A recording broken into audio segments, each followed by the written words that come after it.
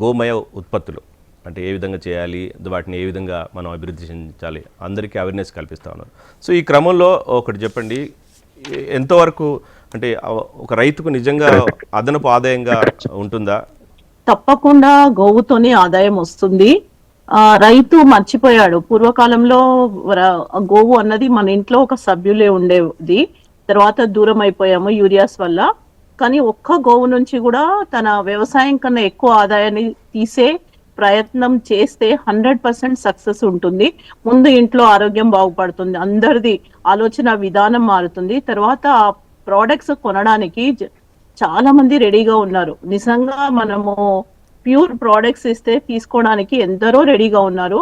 నేను నా జర్నీని స్టార్ట్ చేసినప్పుడు కాలేజ్లో వచ్చిన ఆరోగ్య సమస్యలు, పిల్లలకు వచ్చిన ఆరోగ్య సమస్యల వల్లనే నేను ఈ ప్రయాణం చేయాల్సి వచ్చింది. కాలేజే వదిలేసి గోవులను సంరక్షిస్తే ముందు తరాలు బాగుపడతాయని నేను ఉద్దేశంతో వచ్చి, కానీ సస్టైనబుల్ లేకుండా రైతు చేయలేడని నాకు అర్థమైపోయిన తర్వాత నేను ప్రోడక్ట్స్ పైన రీసెర్చ్ చేసి తెలుసుకొని నేర్చుకొని 150 ప్రోడక్ట్స్ ఇప్పుడు నేను తయారు చేస్తున్నాను. కానీ దేశంలో 250 కూడా తయారు చేస్తున్నారు. ఉదయం లేచినప్పటి నుంచి పళ్ళ పొడి నుంచి మొదలుపెట్టి రాత్రి నిద్రకు వాడే ప్రాణశక్తి వరకు కౌ ప్రోడక్ట్స్ వాడొచ్చు. అందులో ఎలాంటి డౌట్ లేదు. నాకు బీపీ ఉండేది ఇంతకు ముందు. ఎప్పుడైతే నేను గోపాలన మొదలు పెట్టానో ఇప్పుడు బీపీ లేదు. డాక్టరే అడ్వైజ్ చేశారు నాకు విత్డ్రా చేసుకోమని. నేనే దానికి స్వయంగా ఎగ్జాంపుల్.